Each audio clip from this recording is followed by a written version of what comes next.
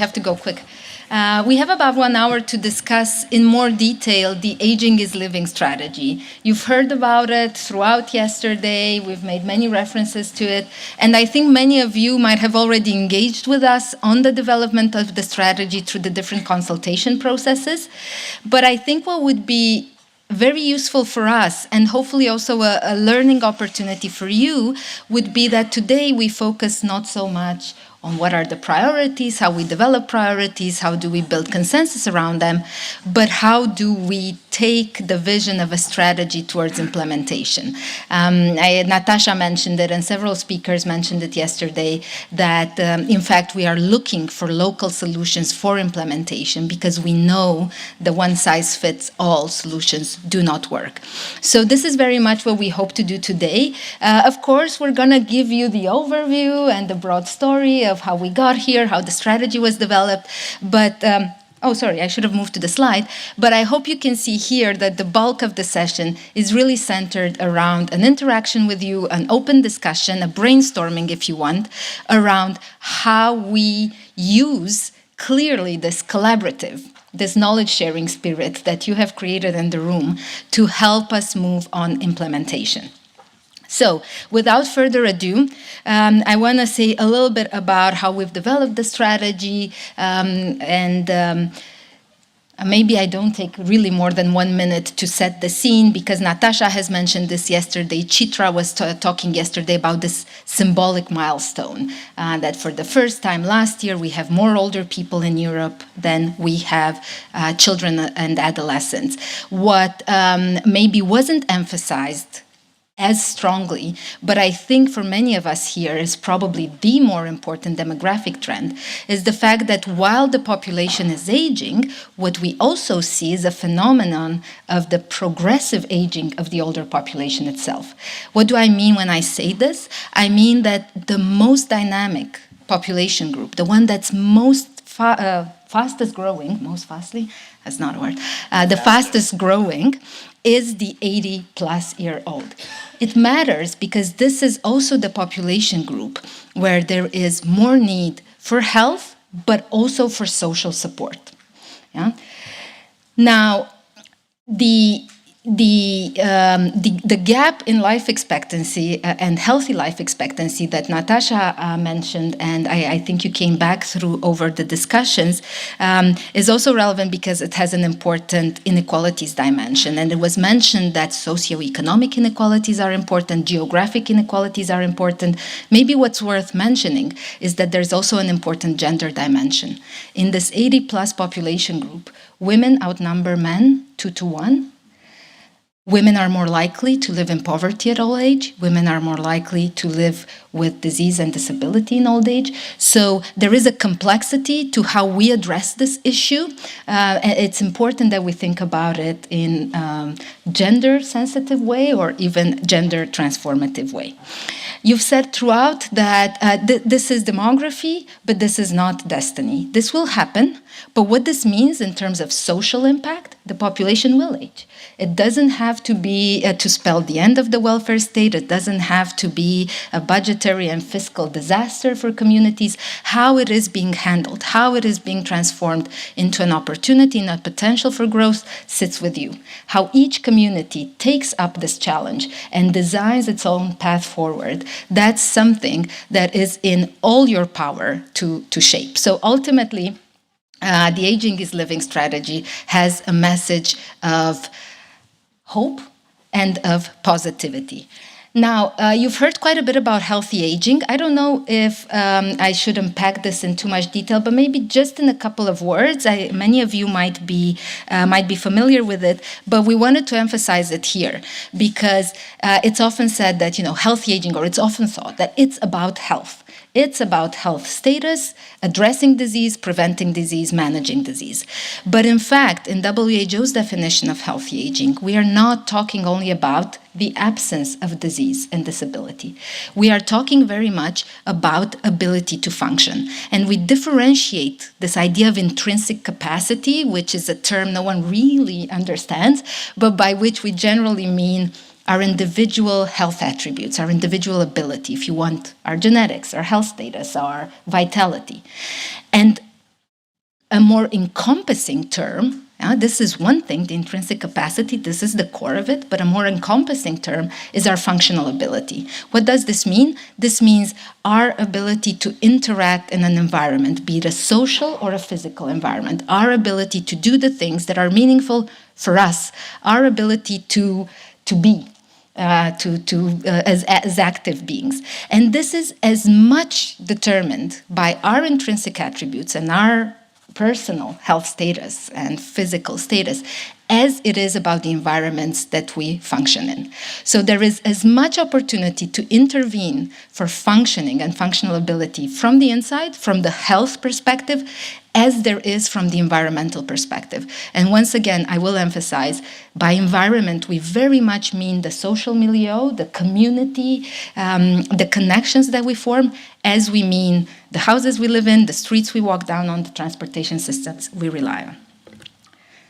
There we go. That was my context. It was more than 1 minute, I'm sure. I'll be very quick because I think we are so lucky and privileged to have already engaged with many of you about the strategy development. But the question is, what is a strategy? It's a very formalized document that is a high-level document with the visions, with the purpose. But more importantly, what you see here. That's important. It consists of a list of actions for member states. Of course, we're accountable to the member states, ministers of health, but of course, we work at the national, subnational, local level. So there is a list of actions. But more importantly, how are we going to support countries and communities to implement the actions? So that's next to it. So what actions that WHO and partners could do, whether it's trainings, developing guidance, or capacity buildings, how can we support countries and communities to implement those lists of actions? So we have a whole governance process. The whole process, usually we don't have that much time, but this time we do. Throughout this year, we have had many stakeholder engagements, consultations with national governments, with civil societies, with all of you across our 53 countries. We sent out surveys, and I'm very thankful for Anne Barrett to translate some of the survey into the Norwegian language and other languages so that we can hear your input, what we need to do, what we need to prioritize. And of course, working with our WHO collaborating centers, our research institute, all the background analysis, the epidemiological studies, on the intrinsic capacities, the current and future care needs and burdens of diseases. These are informing us what actions is needed. So October is very important. 3 weeks ago, in this very room, we had our regional committee, which is our annual meeting of the ministers of health for the 53 countries, where we update the countries about the process, what we have done, which I'll speak about later. And so now we have the formal mandate to then, for next year, to formalize this strategy. This year is all about hearing what we should be doing. In a couple of weeks, we are putting that into the documents of what we have heard. And then next year, we'll do our very formal consultations where you will have the actual strategy for your comments. And then, of course, we hope to adopt this next year in this room as well.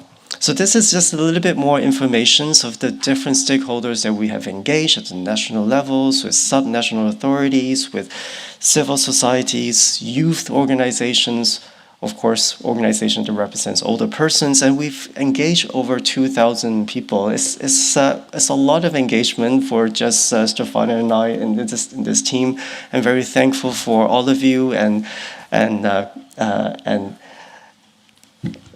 Greater Manchester for the Age-Friendly Summit, where we did one of the consultations there. And so with the survey prioritizations, we have received input from 43 out of 53 countries, representing 81% of our region. We've also engaged over 170 cities and communities across our regions, representing 22 countries. These surveys are actually very practical surveys. Practical actions. We extracted those actions based on our existing technical reports, resolutions, action plans, strategies that WHO has adopted over the last few years, from mental health, non-communicable diseases, emergency preparedness, that countries have already adopted. We review all of them with the help of AI to extract all these actions, and we narrow down to 80 actions to 70 actions. We then ask countries, communities to tell us how should we prioritize. And so now we got all these results, and now we're down to the 18 actions. They are very specific to the health sectors because this strategy needs to be adopted by the ministers of health. But at the same time, we want to have a bit of a balance about what can the health sector do, but what can the health sectors advocate for.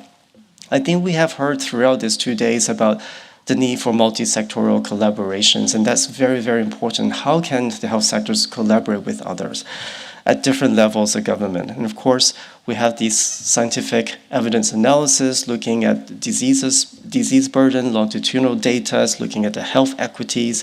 So all these reports are available now. And here in this room, we have had our regional committee with member states making interventions, and it was quite overwhelming support with 35 countries showing support about what we need to do. And I think one of the key elements from those interventions is the need for intersectoral collaborations. Is Chitra in the room? Is Chitra in the room? She's not. She's not in the room. So we, of course, work together with our UN families and UN partners. Of course, this is not just the health sectors. We are working together with our UN partners on the implementations. So this is our strategy, the framework. We have identified four action areas on prioritizing prevention. Here we're really expanding to not just looking about non-communicable diseases or disease management, but also thinking about social connections, vaccinations across the life course with the primary health care, looking at brain health and dementia prevention, but also about supportive environment, which don't need to talk about how important this is. Stefania has mentioned about it. And two other pillars on transforming the care system. Stefania, would you like to speak a bit more about that? Yes.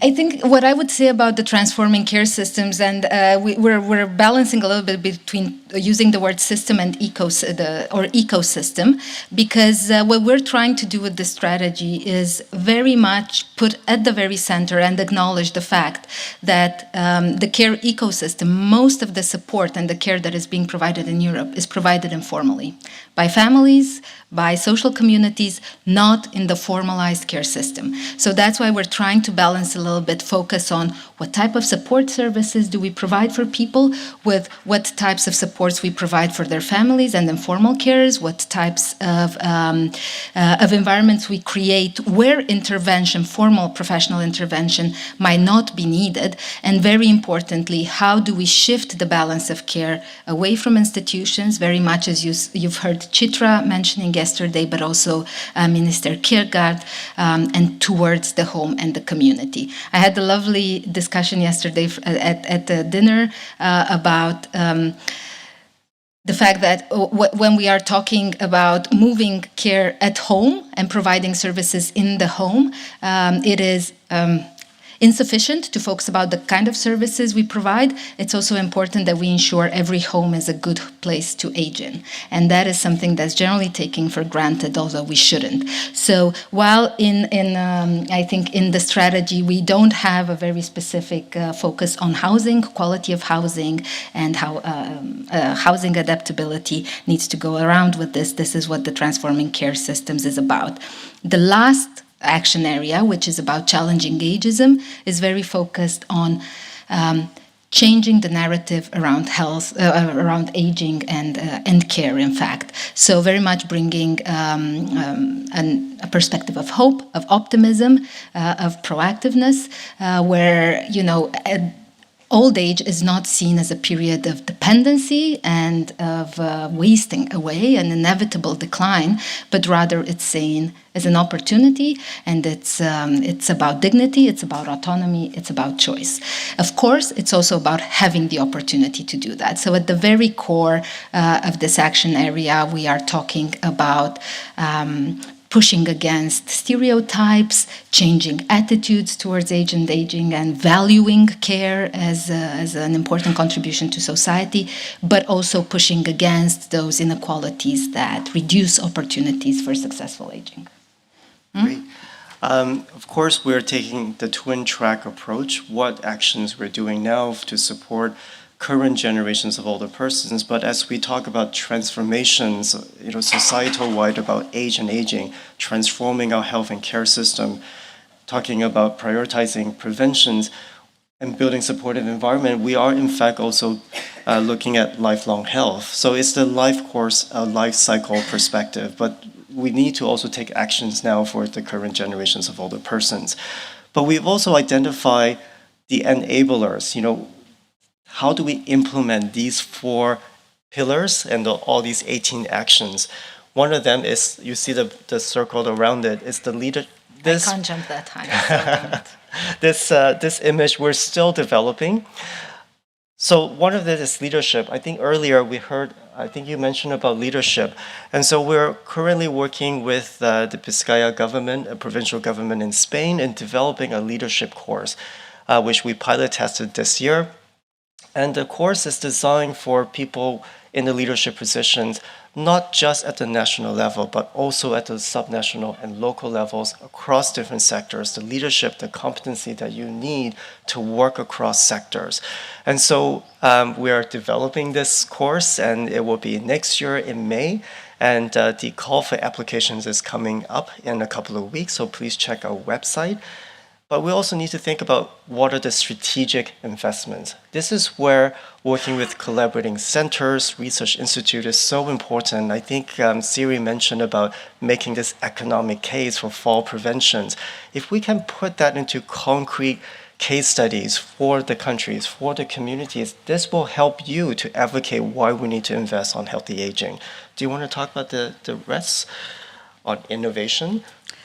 Well, I don't want to say more than, repeat everything that David said yesterday, but maybe not all of you were in the room at the time. Our colleagues from the digital health team has given an overview of some of the challenges, but also some of the work that we're doing in the area of digital technologies for health and care, and especially the impact of AI. But very much underlying this entire conversation is the opportunity to use data, if we have good data, so that it informs the most effective use of resources and of planning. So under the innovation in the digital era enabler, we are considering anything that can act as a tool to inform better decision making, but to also support implementation. And I think an important thing David said yesterday that is an ongoing challenge for us, and maybe for many of you, is to truly identify what are the effective interventions, especially in a world now where the AI word has become a buzzword. And we do not always have good evidence about what works and under what conditions and what some of the risks are. But this is very much something that we need to work towards, because it is clear that digital innovation and technology has to be part of a solution towards sustainability and towards truly, again, leveraging the potential of aging. Building capacity has very much to do with cities and with local communities, because it builds up from building capacity for the workforce that's actively engaging with older people in health and care settings, but also generally to building local capacity for implementation. So I don't think I need to say much more about this. Of course, the capacity, even within the age-friendly environment, we have developed the ECHO course, the twinning projects, and so these are all of the courses that are available for you to work together with you. And of course, a couple of weeks ago, you launched this WHO Academy on informal caregiving. Yes, I should have remembered that. Yeah, I do. I think many of you. I'd be curious actually to discuss if you have local initiatives to support families of older people with care needs and their family caregivers. But we're very proud that indeed just last month we managed to launch a course, an online training course, which we call Care and Self-Care Competencies for Informal Caregivers. And it's a two-part course that very much looks first and foremost how informal caregivers, who again are mostly women, can and should protect their own health and well-being. And by well-being, I mean as much their emotional and mental well-being as their socioeconomic and financial well-being throughout the life course. The second part, of course, is about how informal caregivers can provide compassionate, safe care. So it's about care tasks and skills and competencies to provide this care.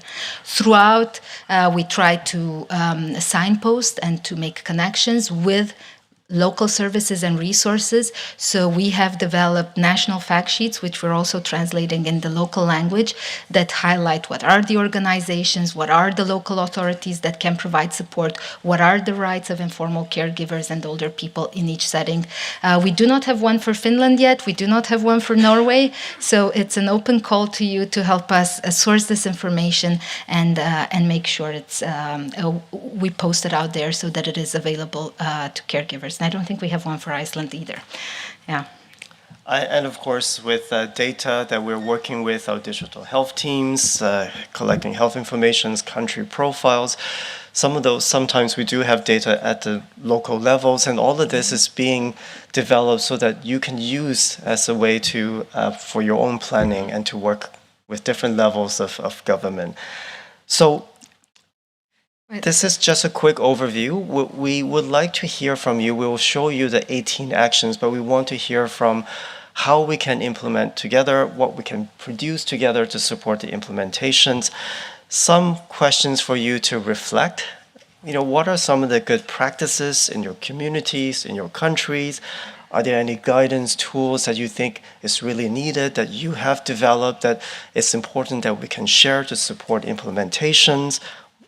Which enablers are critical for you, whether it's like the leadership, really getting your mayors involved, or how can we work together to support these implementations? What you see here is Sebastiano. He turned 107 beginning of this month. Yeah. We're in November. And we have a really nice video of him. It really shows how when the health system is working, living in the whole communities can really support him. And he actually go to his own neighborhood. He still drives. And we have a really nice birthday message from him that I want to share. And then we want to hear from him.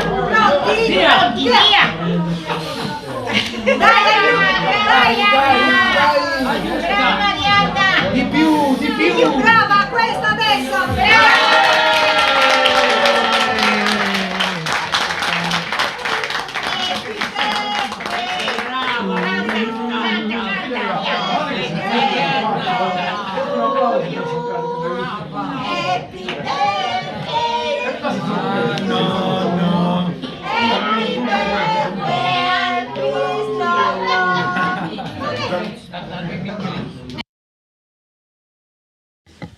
So, I see that this is not an updated slide.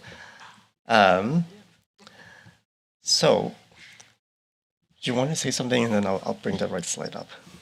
Do I want to say something? What can I tell you? I don't know. 4 generations of Sebastiano's family in this photo. Sebastiano is from Sardinia in Italy. And in fact, I think he is one of the, lives in a community that, aside from the fact that it's a blue zone, I think, do you know the concept of blue zones? Yeah, of course you do. He's also very lucky to have 4 generations of his family around him. He lives in the multi-generational household and has all the support to age healthily. This is not a privilege that everyone has, and it's something that is increasingly changing around the world. But he's been a wonderful advocate. Anyway, I don't know what Yongjie is doing there, but what we maybe should give you now is a chance to ask any general questions, make comments. Maybe there is something that was unclear or that you would want further clarification on. If not, what we are hoping to do together with you is have a discussion, as I said, about how we came about this priority areas we told you. Yongjie also told you that we had 170 responses from cities and many from national representatives. And I think it was interesting as we were looking at them to see that there was a slight difference. The priorities that representatives of cities highlighted tended to be the ones that are about services and that are about setting up practical supports, not so much about legislative frameworks, not so much about designing systems. So that's also a trigger for why today we wanted to talk about not if you think these are the right priorities, but looking through them. Okay, now we lost them. Okay, can you maybe pick up actions that you think are very relevant and share with us and with everyone in the room today what type of actions, what type of programs, what type of pilots you are implementing that are relevant to this. This is a way for us to collect ideas that we can share, but also to develop more specific action plans. So to actually give insight into what is it that we can do on the ground so that these broader, more strategic actions can in fact become reality. So there are 18 actions altogether. So these are one set of questions, and then these are the other sets of specific actions. We're still finalizing all of them, but I think this is where we really want to hear from you, from the implementations, lessons learned, what we can do together, or some of the enablers that you have any comments on. We can start with an easy one. We can start at the very end with the enabling environments. That's what I know everyone here is active in. Oh, please, Yvette, sorry. And Natalie? Thank you. Yvette Arroyo from Lund University. Thank you. It's a very nice theoretical framework. As an architect, I am, when you say the number 4, enabling environments, I'm missing the built environment here. Mm-hmm. And we have had very nice presentations about meeting places, about housing a bit, but more about meeting places. So for me, enabling environments is a bit, what you can say, like, perhaps it should be more specific. Right. So perhaps it should be enabling social spatial environments, because it's not just the space, but also the meaningful activities, social connections that happen in them. So I wanted to go one, let's say, step back, not directly to the actions that you were asking. No, that's a very good point, and it's not the first time we're hearing this. This is also why I kept saying physical and social environments, but it's clear that the wording we've chosen here doesn't make people think of that. So we need to. I take that as a very good suggestion. I saw Natalie first. If we can have the microphone. If I can, very shortly, because just adding what it was said, because I would say the environment is multi-dimensional concept, and it's not only built or physical or social. We have cultural environment. We have institutional and other types. Yeah, right. So that I think the multi-dimensionality that should be mentioned. I think these are really great questions, and we have heard a lot of this, but this is something that Barrett and I have often had these discussions. It's a bit of a balance with talking to the ministers of health, and they'll be like, what do you want me to do with this? You know, I have so many things I need to do in the hospitals. You want to talk about this, and preventions, which is this, and the environment. But I think this is some actions that we can think about what we can advocate for, how we can work with Chitra and our UN families about who covers other areas where we can have this joint UN actions.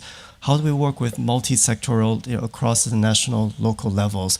So it is framed within what can the health sector do within their own mandate. How can we advocate for that? And I think we need to somehow get this a right balance as well. Thanks, Yongjie. It's really great to see this nearing completion. It will be supportive, I'm sure, for all of our work in the room. Yeah, I think the comment, I don't think I've got a question, more of a comment maybe. That certainly from what we've been hearing over the last 2 days and what my experience is in the UK is that actually the age-friendly communities have a role in all 4 of these, and quite often we'll have different governance in health, public health and local authorities and different responsibilities. In the UK, much more of the responsibility is in local government for care.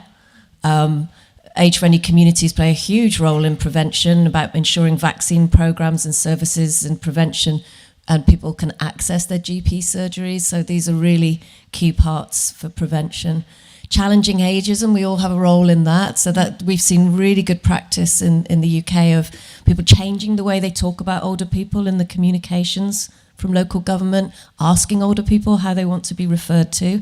Taking out, it means different things in different languages, but avoiding things like elderly, frail, and helping people feel more positive about their older age. And even photography. We have a free image library that many people I know use, but more importantly, we've inspired local places to do photo competitions and have their own positive, realistic imagery, not either sick or jumping out of aeroplanes. Just people locally getting on with their lives, and so that people recognise the local landmarks and things. Those are really important things that we can do. But yeah, I agree with being a bit more clear about the physical environment as well. But I just wanted to say some areas where we can all work together. Can we do a quick show of hands? Do many of the communities represented here are actively engaging with trying to change a bit the image of age and aging towards more positive things? Oh, that's great. Oh, you can't see this, but I can tell it's a lot of hands. So this is very good to know. Please go ahead. Sorry to interrupt. Yeah. Sorry. Thank you. And I'm from a small self-governed islands in the Baltic Sea. We're not a part of WHO, but we should be at least an associate member because we have our own laws concerning social and healthcare. But still, a question I've been thinking a lot about is, we're talking about the challenging of ageism, okay? But we put a label that offers 65-year-old. Why? Because nowadays you're not old when you're 65 if you're healthy. And I think that we're making ourselves,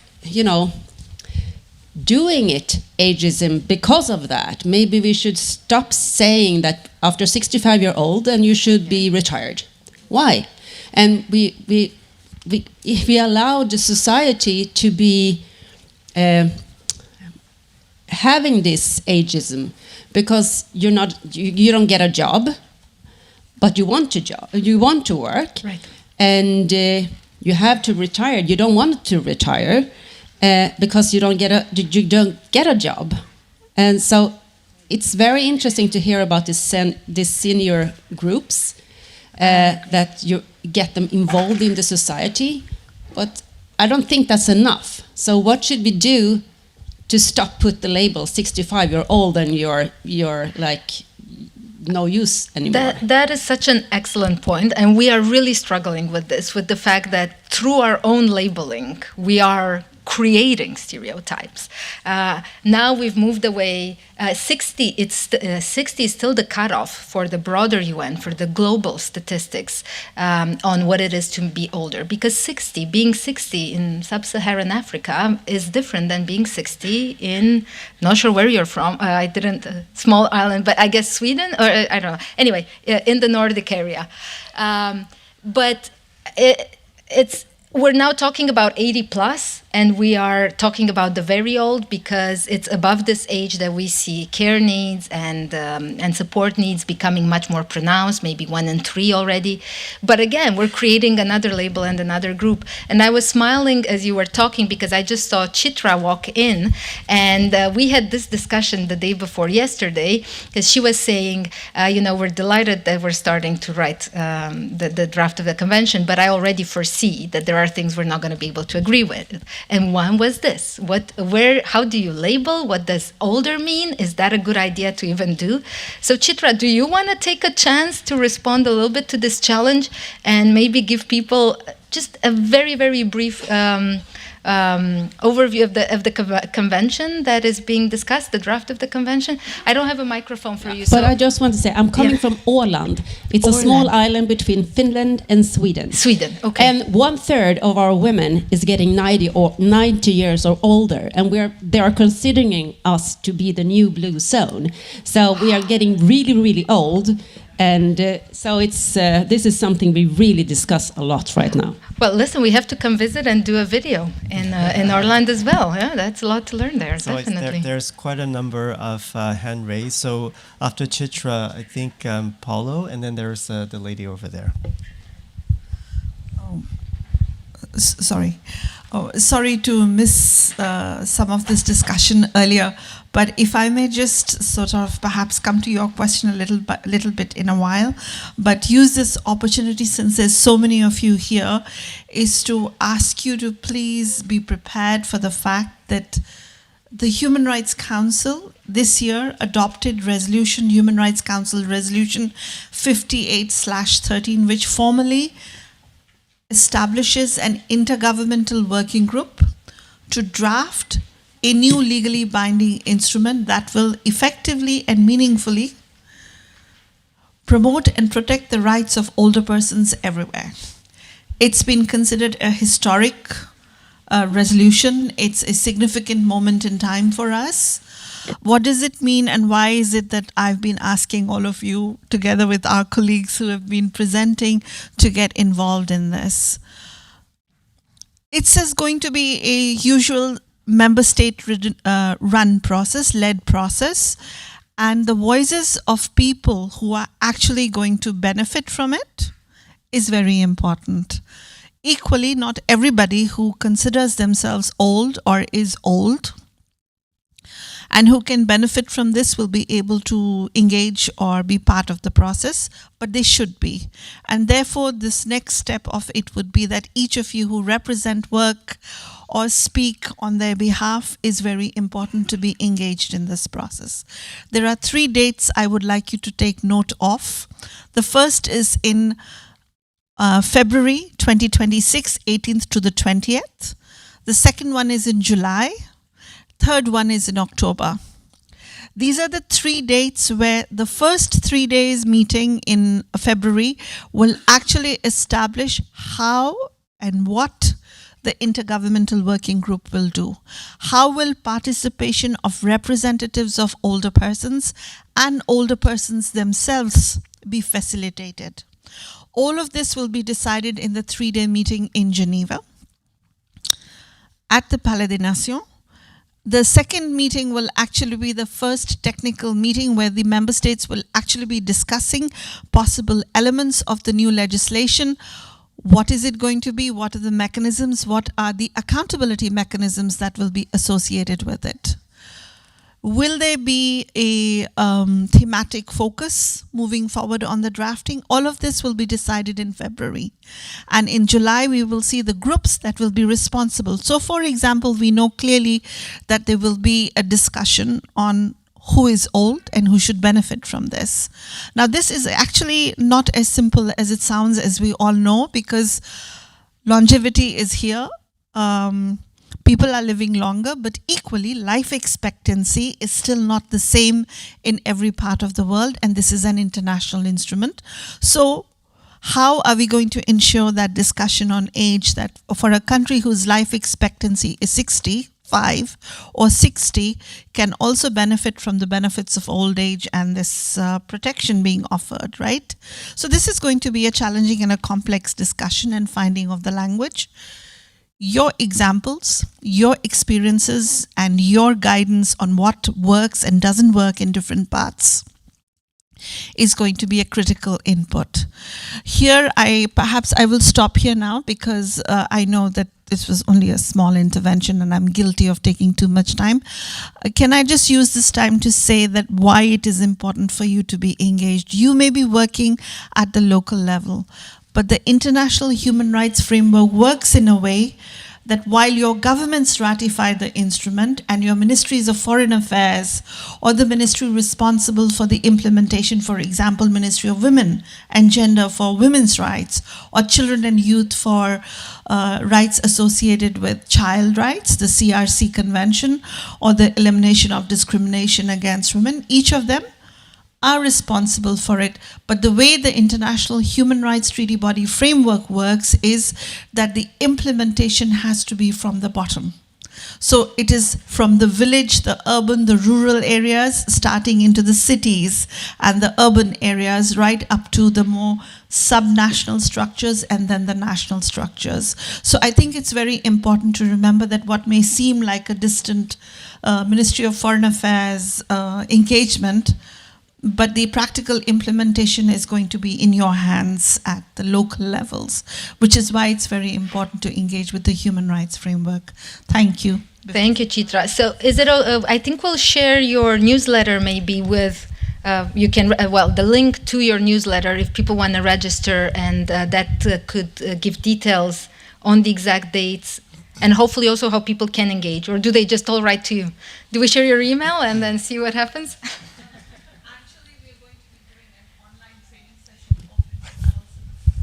Okay. So there'll be an online training session. Okay, so we'll share a my physical activity of the day. It's very healthy for you. Yes, very healthy. Paolo, please. Yes. Sorry, we took a long. Thank you very much. Yes, just a comment about prioritizing prevention.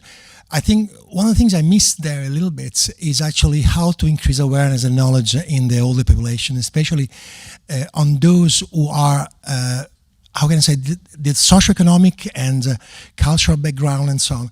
I think before they access healthcare sectors and we establish a really big machine for those people, we need to have the awareness about life, what is healthy, what is unhealthy. And I think an initiative to improve awareness on those target groups actually is an essential step in improving health in order to access those services who are already there.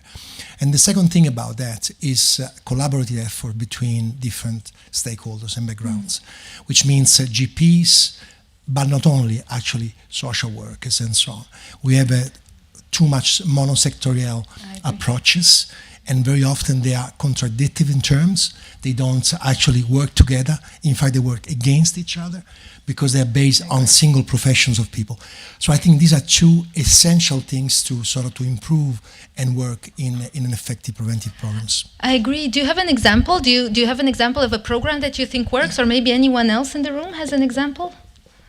You mean as an initiative for health promotion and building health literacy around this way, and that includes more than the health sector? Well, I mean, I can tell you what we try to do. We actually try really to work, as Judge was said before, we try to work from bottom up. So lots of talks, lots of presentations, lots of programs which are easy to access for all the people. So we try to have seminars for all the people. We try to invite people from different backgrounds for those seminars.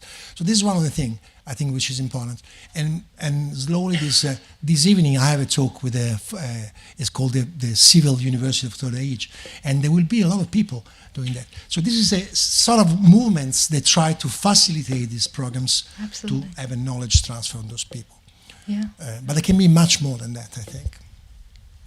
I see one hand there. If there are other examples, please share, maybe with including the police, or I see one hand there. 1, 2, 3, 4. Whoever speaks first, I think you are first. Yeah, please go ahead.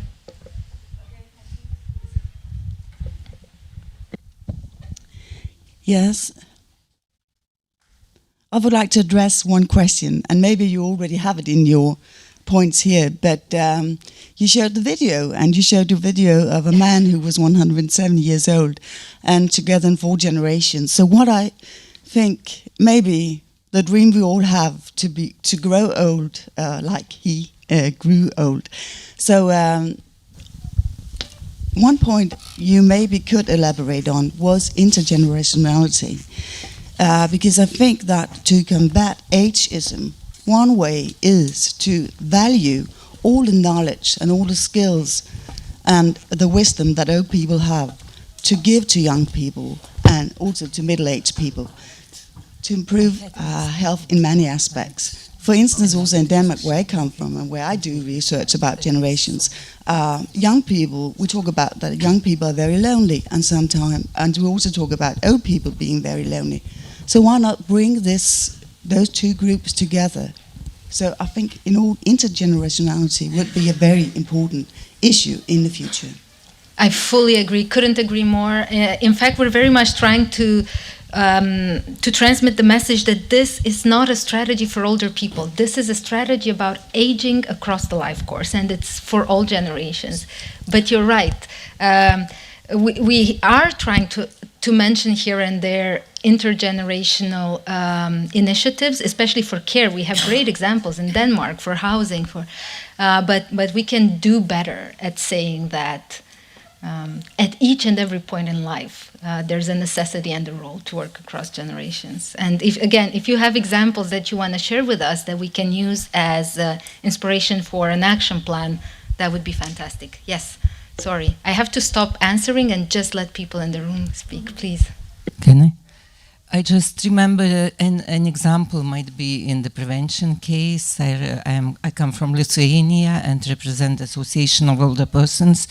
And we once checked, this physical activity for health promotion and included using different digital devices and apps, like checking your heart rate when you exercise. And well, there are really so many apps I didn't know myself, and it was just a short session, and it was very involving, and people started using the apps later after the session and checking their health parameters and seeing how exercising helps to improve them.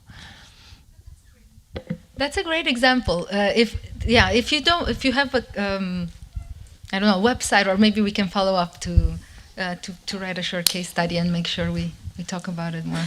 I saw a hand there, and there's a microphone already here. So is it okay if we go here since there's a microphone already? And then we go to the back, please.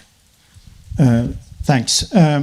I think this is fantastic, and I think this is brilliant. But from the discussion here and what I have in my Swedish head, and following the Åland comment also, and the discussion, for me, ageism is absolutely, it's about representation and it's about anti-discrimination and such. But to me, that's the sort of framework for all of this. Because from when I try to work with this from the municipal perspective, that's the thoughts in our minds and what is old age and what's a person and what's a citizen, etc. That's the core issue. If we tweak that in everybody's mind, every other area will work much smoother, prioritizing prevention, enabling environments. All that is about ageism as a structural thing in our organizations, in our cultures, in our minds. So to me, that is sort of the meta overarching question in this. And with anti-ageism, every other area will work much smoother. So thanks. I agree with you, actually. So not only that, if at all, it should be number one, but it actually should be a higher level. It should be the square around it. Yeah, I have no answer to that. I think you're right. Please. Yes, thank you. Maybe addition to Paulo's comment, how we engage people into this shared goal. It's not an easy question.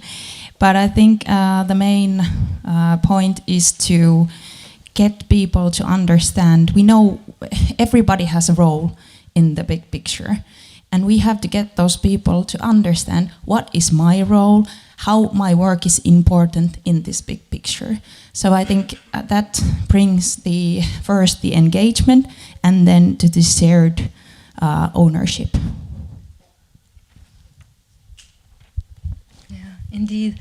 Actually, does any other country represented here has initiatives like the council that Minister Kierkegaard was talking about yesterday, like a representative group of older people at national level that come together, that provide input in policy making? Or well, you're from Denmark, so I guess. But maybe I don't know. Are there similar initiatives in other Nordics? You do have, yeah. In Lithuania as well, yeah. But it's not as functional. Okay, I see. So I think this gentleman there, one there, and one here. Hello, good to see you again. Yeah, hello. My name is Sharan Ilanca. I'm the director for the Danish Committee for Health Education. A couple of years ago, I was in this room when the WHO Wellbeing Economy Initiative was actually launched. And as we heard yesterday, things move when we take into consideration the economy. And I think sort of the overall, actually you should sort of combine the two initiatives, because if we get some kind of return of investment, maybe not in the same sector, then we can actually get things to move. That's sort of one point. And then in Denmark, we're actually testing now something called community cities, where we don't have focus on age. We have focus on strengthening the community among people in general, which means among young and old and everything. And we're now testing it in 3 municipalities. We've been having a pilot for the last 3 years, so it might be some kind of inspiration. Definitely. Community cities, you call it. Okay. What I can say maybe very, very briefly to your comment about the well-being economy. Indeed, Lydia said it yesterday as well. The policy focus shifts. We need to find ways to repackage and continue the work on bits and pieces, even though we call it something different. But you're right, especially with all things that have to do with aging. The most common reaction of member states is there's no fiscal space. Yeah, it's all important, but we don't have the resources to do it. So we are focusing very much on making what we call the investment case. We've just put out a few months ago a whole book summarizing the evidence on the investment case for long-term care. And I know my colleagues in Venice have done a lot of work around community-level investment and around age-friendly environments and inclusive communities, and how this pays off in terms of economic development, growth, taxes back into the budget. But we're clearly not doing enough on that. And I think those arguments, together with the human rights arguments, can be more powerful maybe as a combination. I fully agree with you. But yeah, so if other people have studies that show the effectiveness, not only, but the cost effectiveness, right? Maybe that's what we should be aiming towards, establishing cost effectiveness of intervention, not just that they're well received and support older people, but that they're good economic investments that would help maybe along. Please. I don't know when we're supposed to end. I just want, can I take the question?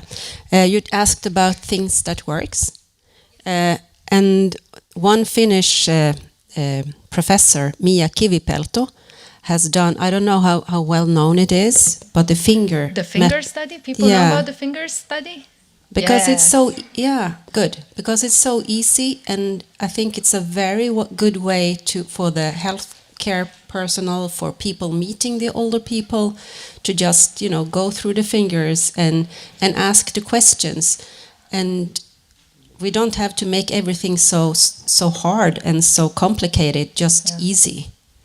Yeah, it's one of the actions that we actually recommend for raising awareness and reducing risk factors, risk reduction across the life course for dementia. It's a great initiative, and there's now a global finger study as well. So it's really, it's exploded. Please go ahead. I don't know, does it fit now into this topic, but I have two thoughts that are whirling in my mind, and I really liked yesterday's workshop where we talked about accessibility. And what we need to do is that we need to improve the accessibility of decision makers' minds. Because if the awareness is low level on that level, it's very hard to make change. And this is one thing that I wanted to share and express. And the other thing is that we need to build up the trust. At least in Estonia, people in certain age, usually 70 or plus, they are used to agree with everything. That means that we can handle. We have lots of problems, but we don't talk it in public. And because our background in different regimes is that you must agree with the rurals.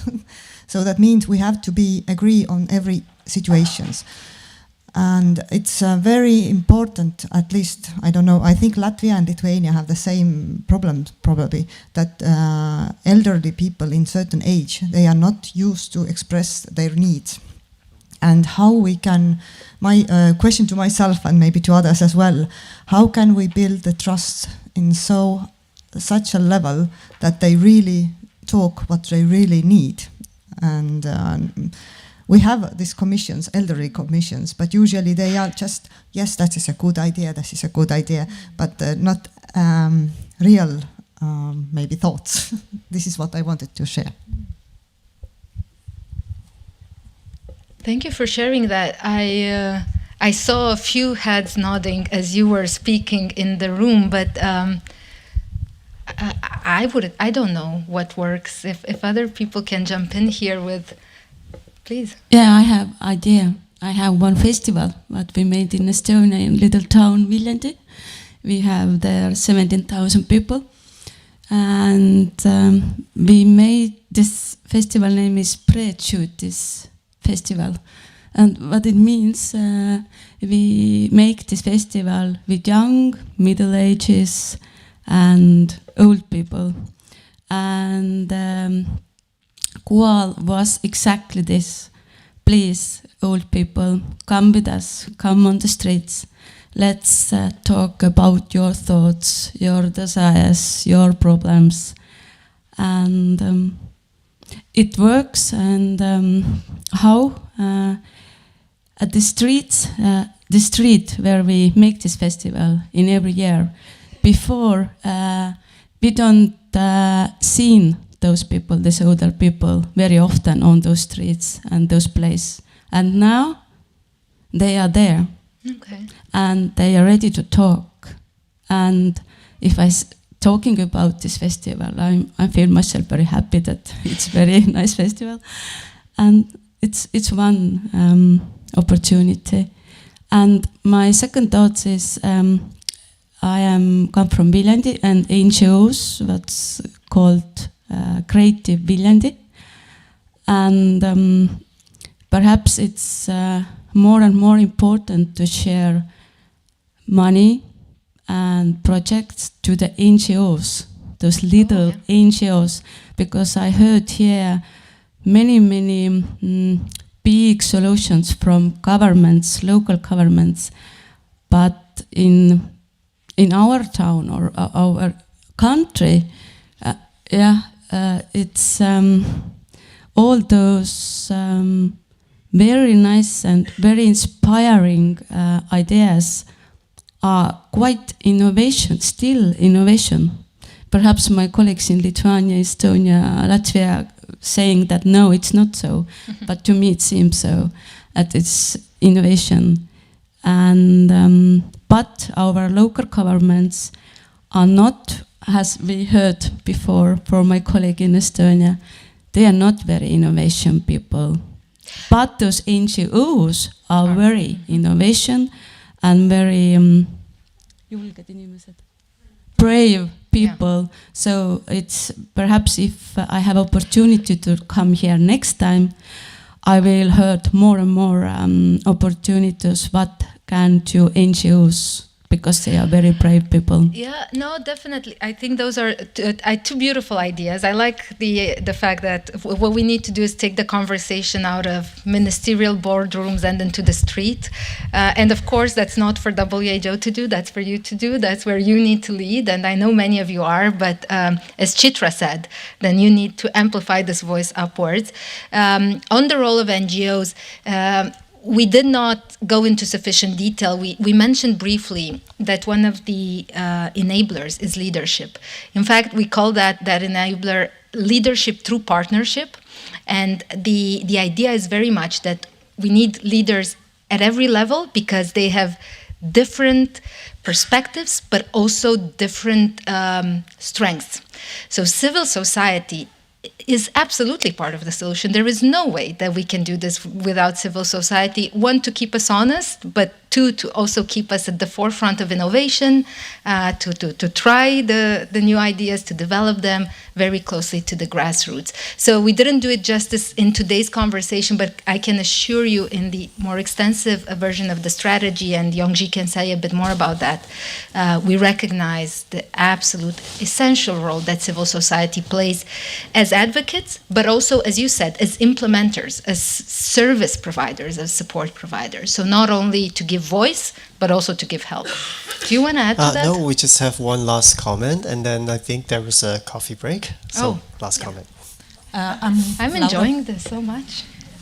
I'm Laura Parolin from Mälardalen University in Sweden, and I just want to follow up on this comment because I think it's art and culture can be really a way to have this engagement. So look for initiatives that are probably already there and try to have conversation with initiatives that involve people through arts and culture.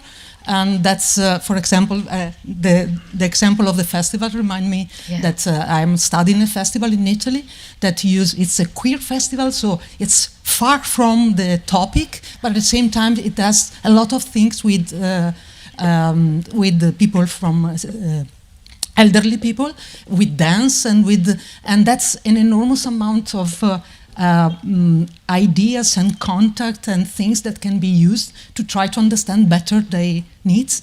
And that's so a suggestion that, I mean, of course, here we have a lot of municipalities and initiatives that try to reach people, but we have NGOs, we have activists that are doing things with culture and art that can be useful tools for try to understand better those needs. So thank you. No, I fully agree. We actually do have at WHO a whole area of work around arts and health, and the evidence on the value of arts intervention for mental health, for social participation, for general well-being, it's growing so fast and it's already so convincing. So I thank you for that comment. Maybe just to say this has been a very enriching discussions, and of course we still have 1 year leading to October where we will be gathering your input. Of course, at the end of the day, this strategy is for the ministers of health. What actions can the health sector do? What actions that the health sectors can advocate? And so we're setting up a number of stakeholder engagement with our actual strategy for you to comment. But I think I have heard a lot about we need to raise awareness. We need to come together to share practices. That's why being part of the WHO global network of age-friendly cities and communities is so important. We bring people together. We provide trainings, workshops like this, and working together with Nordic welfare centers for the Nordic-Baltic regions. I think these are keys. And of course, we're also in the process of establishing a national focal points on health and long-term care. How we then work across the UN with other sectors. We're also establishing a whole network of research collaborating centers, researchers, so that we can gather all these evidence. So a lot of this mechanism are being established. So I hope you can join us, be part of this network so that we can come every 2 years or every year so that we can share our success and victories. Yes, and as David mentioned yesterday, we are a resource for the 53 member states. at all levels. So while we generally write to the ministry of this and that, you are always welcome to write to us, and if we can, we're more than happy to help. So it's actually Chitra, that's true for you as well, yeah? A lot easier for us to work with you at the local level than at the national level. It takes 6 to 8 weeks to send a letter. So please write. We'll reply by email within the week for sure. Thank you so much. It's been a lovely conversation. I'm very sorry it's over, but maybe we can continue over the coffee break. Absolutely. Thank you so much for all your active inputs. And give a warm hand to Stefania and Yongjie and you all, basically.